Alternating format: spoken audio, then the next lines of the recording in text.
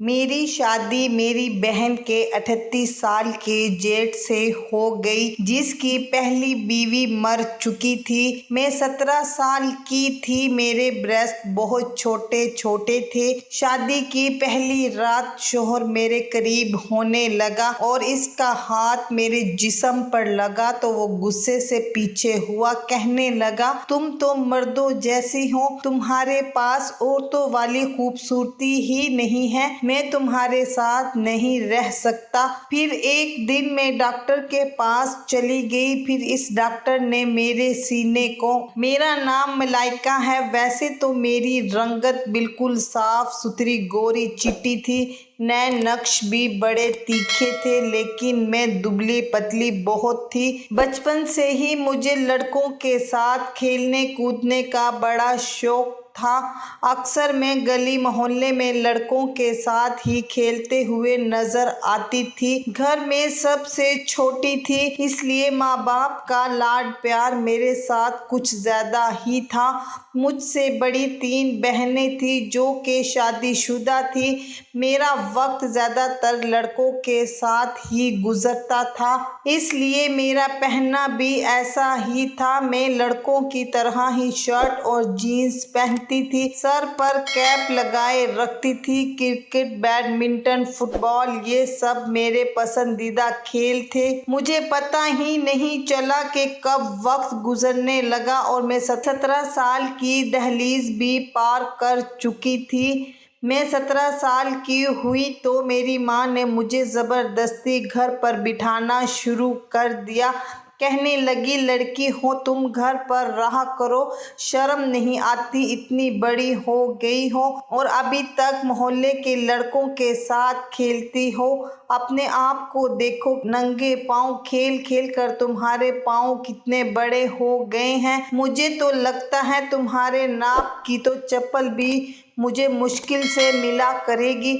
मर्दों की चप्पल ला कर देनी पड़ेगी तुम्हें। मैं शुरू से ही लापरवाह थी। माँ की बात एक कान से सुनकर दूसरे कान से उड़ा देती थी। माँ की डांट सुनने के बाद भी मेरा ध्यान बाहर खेले जाने वाले क्रिकेट मैच की तरफ था। मैंने माँ की मिन्नतें की कि बस आखिरी बार खेलने दे, लेकिन वो नहीं मानी। मेरा जाना बिल्कुल बंद कर दिया गया था। बस अब मैं छत पर जाकर पतंग उड़ा लिया करती थी या बराबर वाले अली की छत पर जाकर इसके पास माँ की शिकायतें लगा लेती थी कि मुझे माँ ने घर में कैदी बनाकर रख दिया है। मेरा उठना बैठना चाल ढाल सब लड़कों जैसा था। वो मुझे मुस्कुरा कर देख कर कहता, कोई बात नहीं मलाइका, अब तुम बड़ी भी हो गई हो, अब घर पर रहा करो। अली तो उल्टा मुझे ही समझाने लगता। अक्सर मैं इसी से इसकी शर्ट लेकर पहना करती थी। बेशक मैं लड़कों के साथ खेल कूद कर बड़ी हुई थी, लेकिन मोहल्ले के लड़कों ने कभी मेरे साथ कोई गलत हद पार करने की कोशिश नहीं की थी और इसकी वजह शायद अली था, जो कि हर जगह मेरा मुहाफिज बनकर मेरे साथ रहता था। माँ के बहुत से काम भी कर दिया करता था क्योंकि हमारा कोई भाई नहीं था। पापा परदेश में रहते थे, साल बाद ही आते थे। जैसे ही मैंने एफए मुकम्मल की तो मेरी बहन की सास ने मेरा रिश्ता अपने बड़े बेटे के लिए मांग लिया। मैं 17 साल की थी जब मुल्तान से मेरी बहन की सास ने अपने बड़े बेटे का रिश्ता मेरे लिए मांगा था, लेकिन जब मुझे मालूम हुआ तो मैंने माँ से साफ कह दिया कि मैं आपको छोड़कर दूसरे शहर नहीं जाऊंगी और वो तो आप ही का जेठ है, मैं इससे शादी नहीं करूंगी। मुझे इनसे शादी नहीं करनी, मुझे अपने पास ही रख लो, मुझे किसी से भी शादी नहीं करनी। माँ कहने लगी, तुम्हारी जो हरकतें हैं, मैं तुम्हें अपने पास रखकर और जलील नहीं होना चाहती। अरे इतनी बड़ी हो गई हो और एक कप चाय बनाना नहीं आता।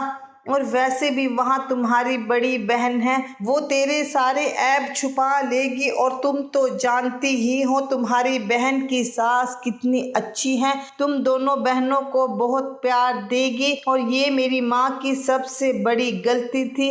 میں نے کہا کہ پر ماں، امجد جی تو اتنے بڑے لگتے ہیں، میں ان سے نہیں کروں گی کوئی شادی وادی۔ میری ماں کہنے لگی، بیٹا وہ زیادہ بڑے نہیں ہیں، وہ دکھنے میں بڑا لگتا ہے۔ میں نے ماں کی بات مان لی، میں شادی کے لیے تیار ہو گئی۔ میرا بہنوئی اور ان کے بھائی امجد دونوں کی شادی ایک ساتھ ہی ہوئی تھی، لیکن میری آپی کی جیٹھانی مارکیٹ گئی ہوئی تھی، وہیں کسی گاڑی نے ٹکر ماری، ان کا سر پھٹ چکا تھا، اس کی موت وہیں پر ہو چکی تھی۔ میں خوش تو نہیں تھی، لیکن آنٹی میری ماں کی بچپن کی سہیلی تھی، اس لیے ماں امجد جی کے رشتے کے لیے آنٹی سے انکار نہ کر پائی۔ خیر میری شادی کی طرف کوئی دھیان نہیں تھا، ابھی تک میرا دماغ بس کھیل کود میں ہی اٹکا رہتا تھا۔ شادی سے 3 دن پہلے تک بھی میں چھپ چھپ کر باہر نکل جایا کرتی تھی۔ میری ماں مجھے زبردستی گھر میں بند کر دیتی اور کہتی، اس لڑکی کو چین نہیں ہے، ارے دلہن اس طرح شادی سے پہلے ہی ادھر ادھر بھاگتی پھرے تو اس کے اوپر رنگ روپ نہیں چڑھتا۔ اور یہ 3 دن میں نے بڑی ہی مشکل میں اپنے گھر میں بیٹھ کر کاٹے تھے۔ آسمان پر پتنگیں اڑتی اور کٹتی دیکھ کر میں سیدھی دوڑ چھت کی طرف لگاتی تھی تاکہ وہ کٹنے والی پتنگ میں پکڑ لوں۔ خیر میری شادی کا دن آ گیا، آج میری شادی ہے۔ دوپہر تک میری بارات آ چکی تھی، دن کے وقت میری شادی ہوئی تھی اور رات کی ٹرین سے ہی واپسی کا سفر بھی شروع ہو گیا تھا۔ بہنوئی اور آپی ہم لوگ سے الگ بیٹھے تھے، میں اور امجد جی ایک ساتھ تھے۔ دلہن بنی گھونگھٹ میں ٹرین میں بیٹھی بہت بور ہو رہی تھی۔ میرا شوہر امجد مجھے بار بار بڑی غور سے دیکھ رہا تھا۔ میں بہن کے گھر میں زیادہ آنا جانا نہیں کرتی تھی، میرا اپنی بہنوں کے یہاں جانا نہ جانے کے برابر تھا، لیکن میری بہن کی ساس جو کہ میری ماں کی سہیلی بھی تھی، اس لیے بیچ بیچ میں وہ ہم سب سے ملنے آ جایا کرتی تھی، ہفتہ 10 دن رہ کر واپس جاتی تھی۔ مجھے زیادہ مطلب نہیں تھا، نہ بہنوں سے نہ ہی میری ماں کی سہیلی سے، اس لیے مجھے آنٹی کے رویے کے بارے میں زیادہ کچھ پتہ نہیں تھا اور نہ ہی اپنے شوہر امجد جی کے بارے میں۔ بے شک میرا سارا بچپن لڑکوں کے ساتھ کھیل کود کر گزرا تھا، لیکن جن نظروں سے وہ مجھے دیکھ رہے تھے اور جو الجھن مجھے اس کی نظروں سے محسوس ہو رہی تھی، ایسی کبھی مجھے ان لڑکوں سے نہیں ہوئی تھی جن کے ساتھ میں بچپن سے کھیلتی چلی آ رہی تھی۔ وہ میرے بہت قریب بیٹھا تھا، ایک تو پہلی بار میں ٹرین کا سفر کر رہی تھی اور پھر وہ بھی اس بھاری دلہن کے جوڑے میں۔ میں نے تو آج تک شلوار قمیض بھی نہیں ڈھنگ سے پہنی تھی، جینز شرٹ پہنتی تھی یا پھر ٹی شرٹ میں ہی گھومتی رہتی تھی۔ اس وقت اس دلہن کے بھاری لہنگے میں مجھے سخت الجھن محسوس ہو رہی تھی۔ بڑی مشکل سے میں نے 16 سے 17 گھنٹے کا یہ سفر اپنے اس بھاری لہنگے کے ساتھ گزارا تھا۔ رات کو سونے سے پہلے زیورات ضرور اتار دیے تھے۔ ملتان پہنچنے کے بعد میری ساس میری بہن کو کہنے لگی، اس کا سارا حلیہ ٹھیک کرو اور کمرے میں لے جا کر اچھے سے میک اپ وغیرہ کر دو اور اسے کمرے میں بٹھا دو۔ میری آپی میرا لہنگا گھونگھٹ صحیح کر کے مجھے پلنگ پر بٹھا کر چلی گئی۔ میں بہت گھبرا رہی تھی۔ آپی کہنے لگی، ملائکہ گھبراؤ مت، میں جا رہی ہوں آرام کرنے۔ میں نے کہا ٹھیک ہے چلی جاؤ۔ میں تھکن سے اور نیند سے بے حال تھی، کیونکہ ٹرین میں مجھے ٹھیک سے نیند نہیں آئی تھی۔ میں ہمیشہ نیند کی بڑی پکی تھی، جب بھی مجھے نیند آتی میں چاہ کر بھی خود کو جگا نہیں پاتی تھی، اس لیے اپنے شوہر کے کمرے میں آنے کا انتظار بھی میں نے نہیں کیا تھا۔ تکیے پر سر رکھ کر میں سو گئی تھی۔ اچانک سے آدھی رات کے وقت میری آنکھ کھلی تھی، دیکھا امجد صوفے پر تکیہ رکھ کر سو رہا تھا۔ یہ دیکھ کر مجھے بڑی شرمندگی سی ہوئی تھی۔ مجھے اس کا انتظار کرنا چاہیے تھا۔ خیر میں نے گھڑی پر نظر دوڑائی تو رات کے 2 بج رہے تھے۔ مجھے بہت بھوک لگ رہی تھی۔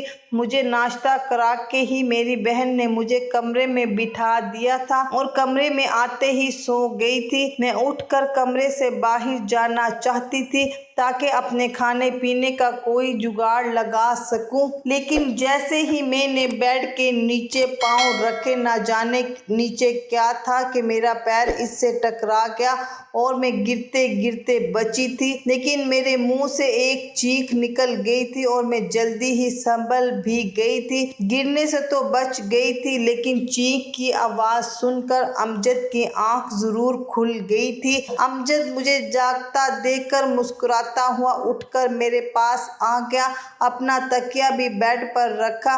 بے شک ان کا میرے گھر آنا جانا تھا لیکن مجھے کبھی ان سے کوئی مطلب نہ تھا۔ اب امجد میرے لیے بالکل انجان تھا۔ وہ میرے پاس آ کر بیٹھ گیا، کہنے لگا، ہو گئی نیند پوری؟ کتنا جگایا میں نے تمہیں، لیکن تم اتنی گہری نیند میں تھی کہ جاگنے کا نام ہی نہیں لے رہی تھی۔ تم تو گھوڑے بیچ کر ایسے سو چکی تھی کہ اٹھنے کا نام ہی نہیں لیا۔ میں نے کہا کہ آئی ایم سوری، شاید سفر کی وجہ سے بہت تھک گئی تھی، اس لیے مجھے پتہ ہی نہیں چلا کہ کب آنکھ لگ گئی۔ وہ کہنے لگا، ہم نے تمہیں جگانے کی کوشش کی تھی لیکن نیند میں ہی تم نے صاف کہہ دیا کہ مجھے سونے دو۔ اس نے گہرا سانس لیتے ہوئے مجھے عجیب نظروں سے دیکھا تھا۔ مجھے تو ایسا کچھ بھی نہیں تھا کہ لیکن ایسا ممکن بھی تھا کیونکہ گہری نیند میں جب ماں مجھے اٹھاتی تھی تو میں انہیں بھی ایسے ہی کہتی تھی۔ اس وقت مجھے کافی شرمندگی محسوس ہو رہی تھی۔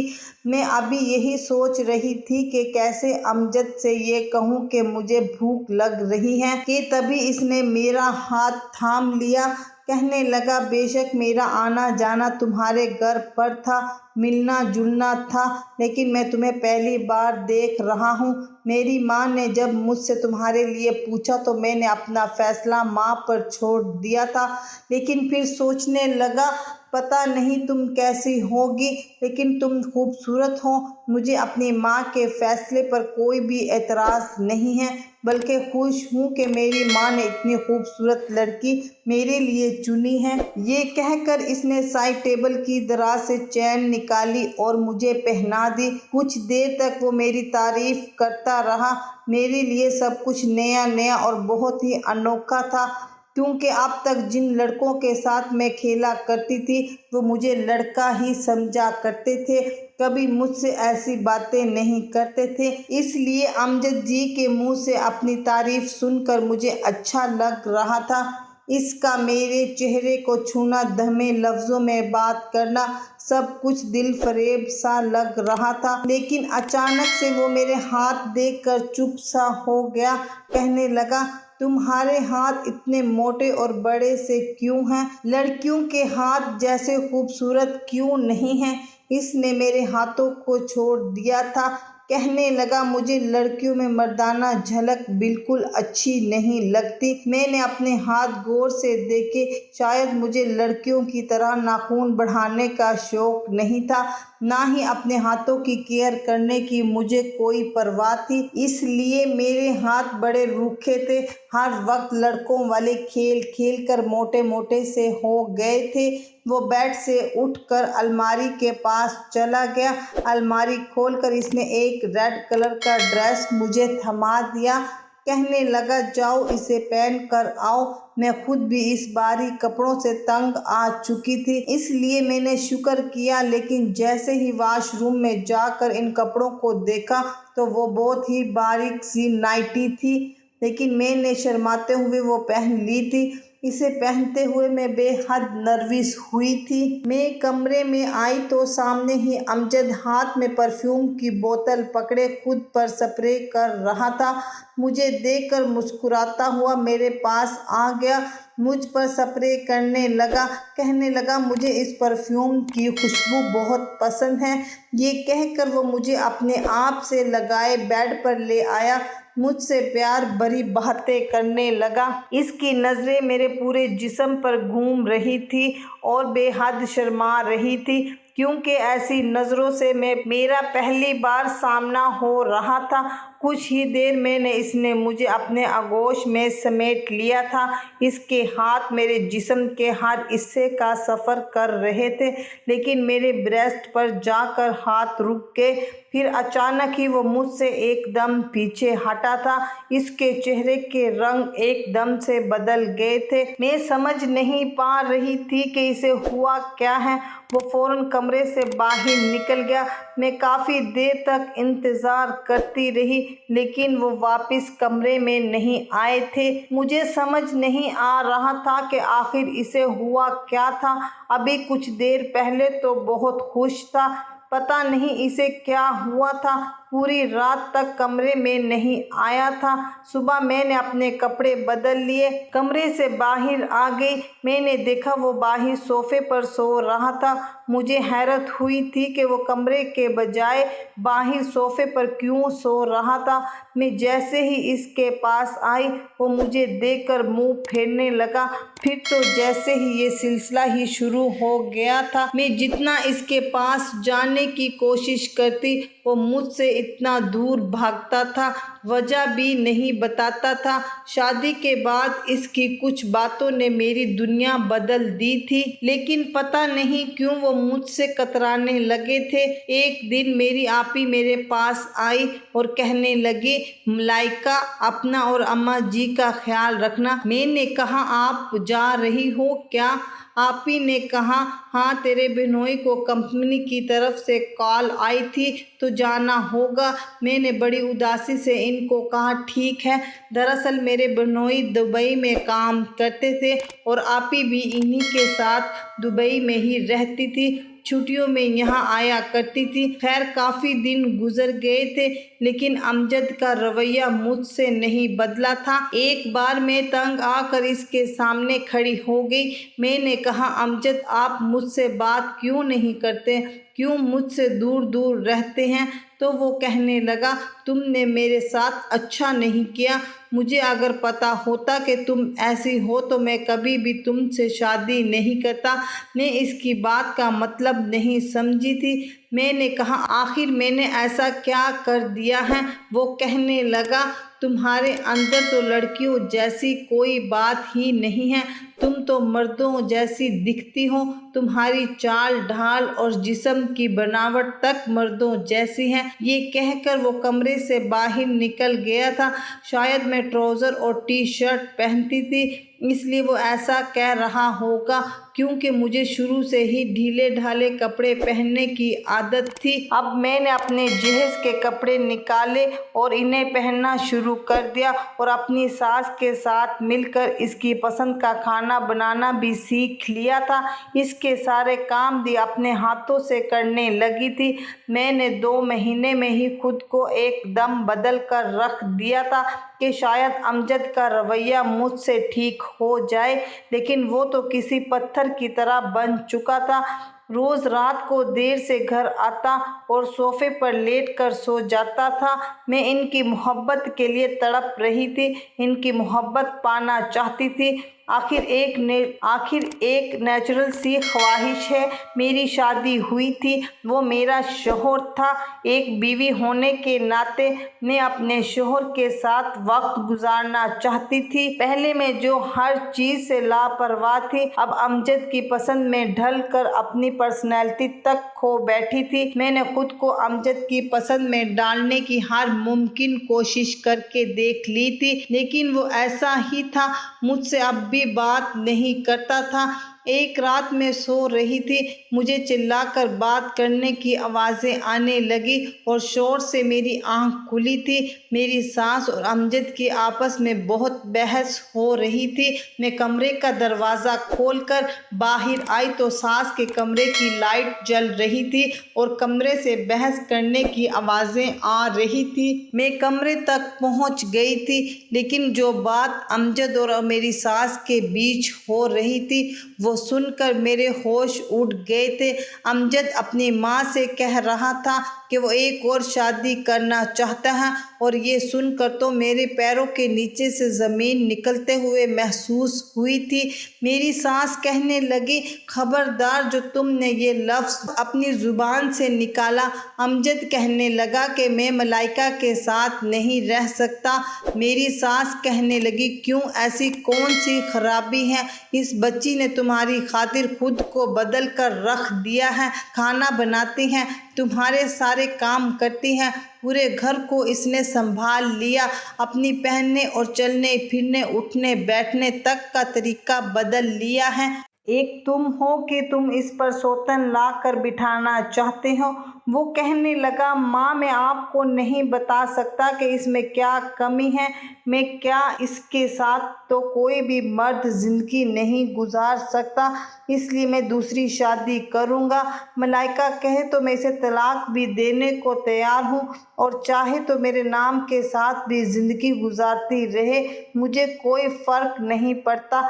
ये कहकर वो कमरे से बाहर निकला तो मुझे देखकर रुक सा गया था। मेरी आंखों से आंसू बह रहे थे। वो मुझसे नज़रें चुराते हुए कमरे में चले गए हैं। मैं भी इनके पीछे कमरे में आ गई। मैंने कहा, आज मुझे बता ही दो अमजद कि मुझ में ऐसी कौन सी कमी है जिसकी खातिर तुम दूसरी शादी करना चाहते हो।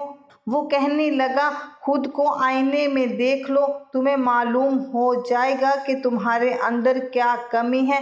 मैंने कहा, वो तो मैं खुद को रोज़ देखती हूँ, मुझे नहीं पता, इंसान को हमेशा खुद अच्छा ही लगता है, लेकिन आप बताओ क्या बुराई है मुझ में। कहने लगा, तुम्हारे अंदर औरतों वाली खूबसूरती नहीं है। अच्छे सूट पहनने से तुम्हारे जिस्म की खूबसूरती बदल नहीं जाएगी।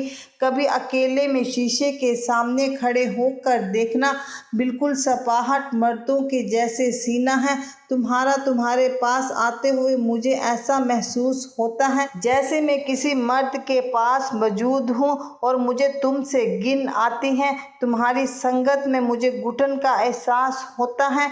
मुझे तुम्हें छूने से भी कुछ भी अच्छा महसूस नहीं होता, और ना ही मेरे दिल के जज्बातों में कोई तूफान उठता है। तुम्हारे पास आने को जी नहीं चाहता। मैं तुम्हारे साथ नहीं रह सकता। मैं तो इसकी बातें सुनकर बेजान सी होकर बैठ गई थी। औरतों की इससे बड़ी जिल्लत और बेइज्जती क्या हो सकती थी। जिन लफ्ज़ों में अमजद ने मेरी की थी, जो कमी इसने मुझे बताई थी, इसमें मेरा कोई बस नहीं था। जो इंसल्ट इसने मेरी की थी, मैं पूरी रात रोती रही थी। अगले दिन मेरी सास ने मुझे कहा कि जब से तुम्हारी शादी हुई है तुम मैके नहीं गई हो, तुम कुछ दिन के लिए अपनी माँ के घर चली जाओ। मैंने कहा, अम्मी जी, अगर मैं यहाँ से चली गई तो अमजद तो दूसरी शादी कर लेंगे। ये सुनकर मेरी सास कहने लगी, मैं इसे समझाऊंगी, तुम इसका हर काम वक्त पर करके दे रही हो, इसलिए इसे तुम्हारी कदर नहीं है। जब तुम यहाँ नहीं रहोगी तो वो खुद तुम्हारी कमी महसूस करेगा, फिर इसे तुम्हारी कदर होगी। मुझे अपनी सास की बात ठीक लगी थी। मैं वापस अपने माँ के पास चली गई। मैं पूरे 7 महीने ससुराल रही थी। मैं पूरी तरह बदल चुकी थी। जब मैं घर आई तो अपनी माँ के साथ गले लगकर फूट फूट कर रोने लगी। मेरी माँ समझी कि मैं इनके दूर रहने की वजह से उदास हूँ, इसलिए रो रही हूँ। अभी मुझे आए 1 घंटा ही हुआ था कि जब मोहल्ले के सारे लड़के जो मेरी ही उम्र के थे मुझसे मिलने आ गए, लेकिन मैं आज इनसे दूरी बनाकर मिल रही थी क्योंकि मेरी सोच बदल गई थी। इन लड़कों में एक लड़का अली भी था। मेरी सबसे ज़्यादा दोस्ती इसी के साथ थी। वो भी मुझसे मिलने आया था। मैं सबसे हंस हंस कर बातें कर रही थी, लेकिन दिल ही दिल में परेशान हो रही थी। मुझे अमजद की फ़िक्र सताई जा रही थी। सब मुझसे बातों में मसरूफ़ थे। एक अली था जो चुप था और लगातार मुझे देखे जा रहा था। जब सब चले गए तो वो मेरे पास आकर बैठ गया। कहने लगा, तुम्हें क्या हुआ है मलाइका, इतनी उदास क्यों हो? मैंने कहा, नहीं, मैं तो बहुत खुश हूँ। ये कहते हुए मेरे लफ्ज़ ना चाहते हुए भी नम हो गए थे। वो मेरे चेहरे को, मेरी आंखों को बड़ी गौर से देख रहा था।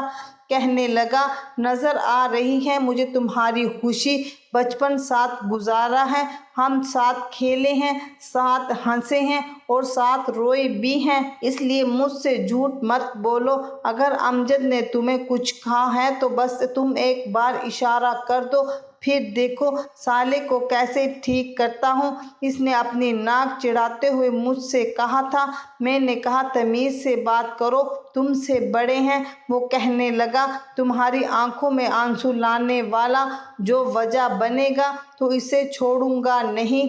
मैंने कहा, अली वो बहुत अच्छे हैं, अब मैं इसे क्या बताती। मेरी दोस्ती अली की बहन के साथ बचपन से ही बहुत अच्छी थी और शादीशुदा भी थी। सोचा कि जाकर इससे मामले का हल पूछती हूँ, शायद मेरी मदद कर दे।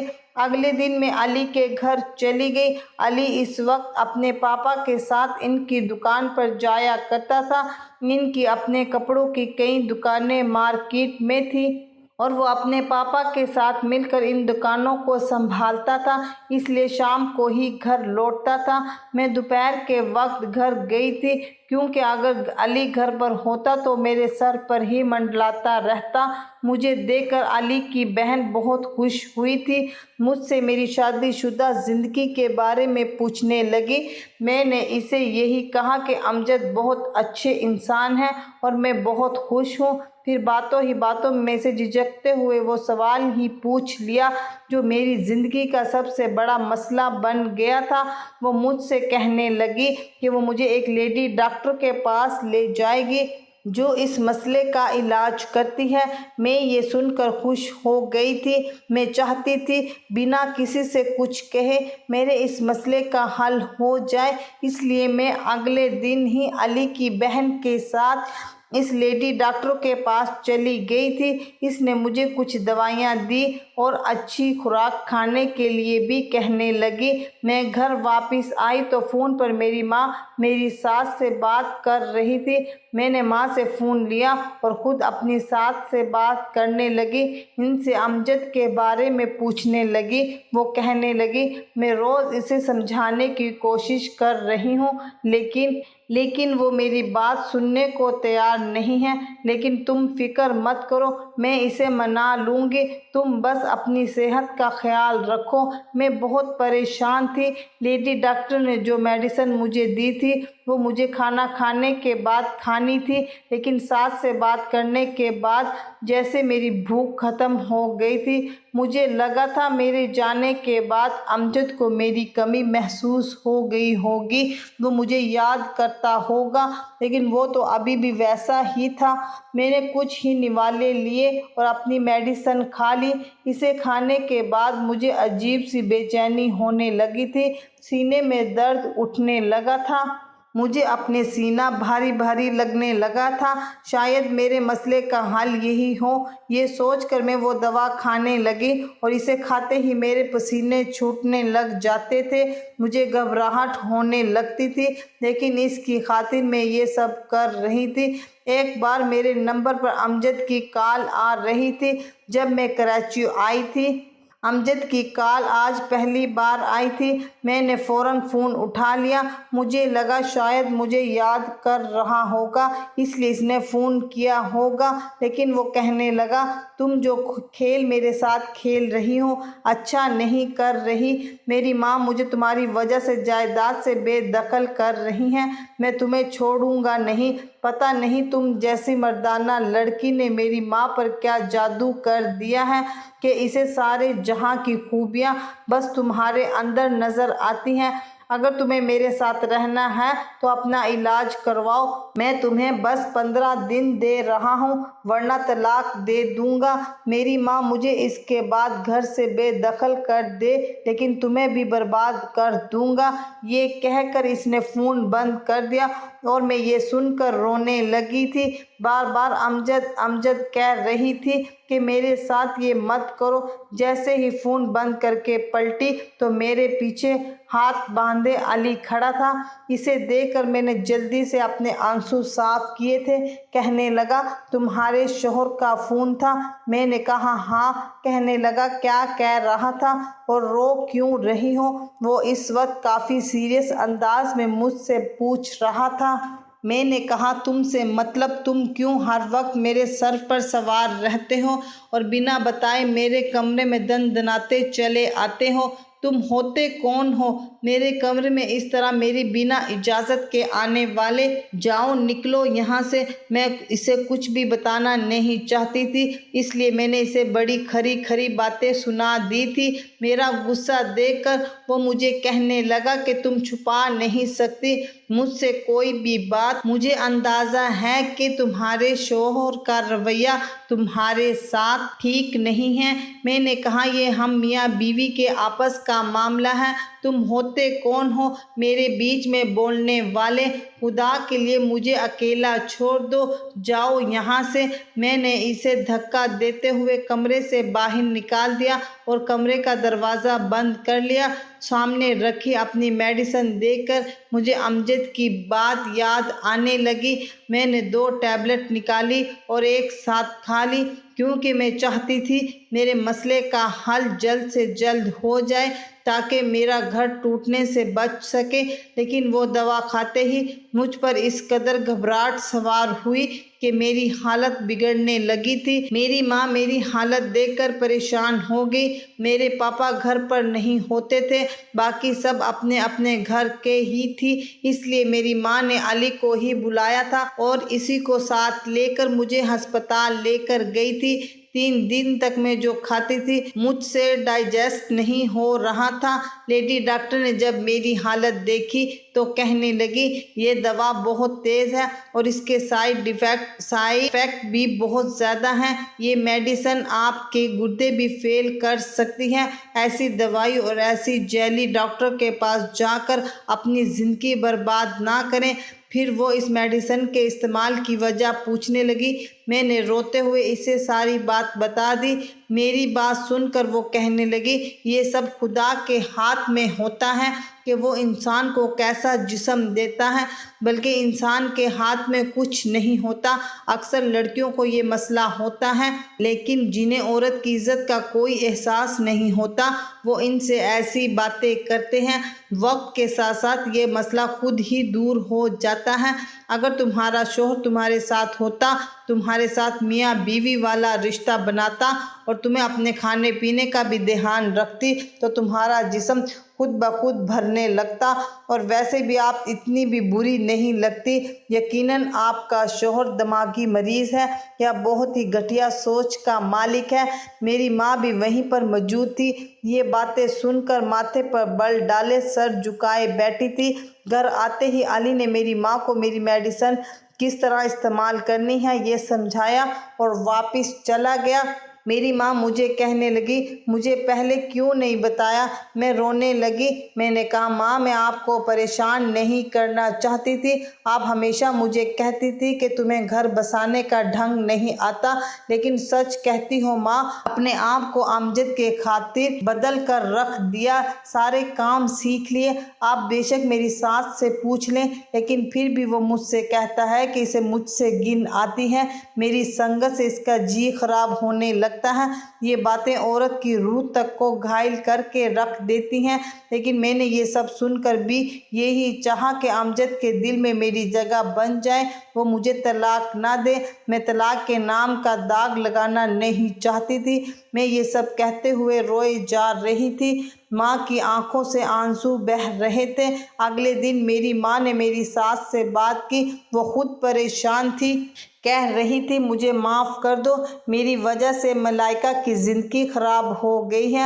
امجد کی پہلی بیوی کے مرنے کے بعد امجد نے کوٹھے پر جانا شروع کر دیا تھا اور میرا بیٹا ایک طوائف کی محبت میں گرفتار ہو چکا تھا، اس کے ساتھ ناجائز رشتہ بنا لیا تھا۔